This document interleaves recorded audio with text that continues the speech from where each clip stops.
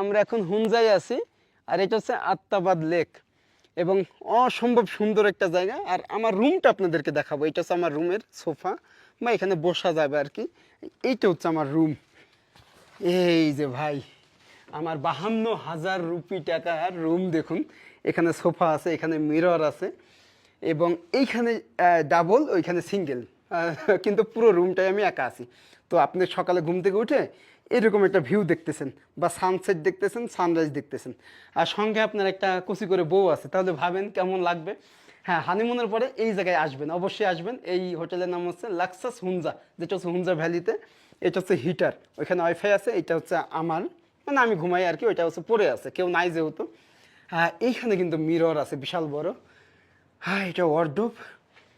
এইটা হচ্ছে ওয়াশরুম। ভাই দেখুন, হ্যাঁ, আপনি চাইলে এখানে ফুটবল ক্রিকেটও খেলতে পারবেন। এইখান থেকে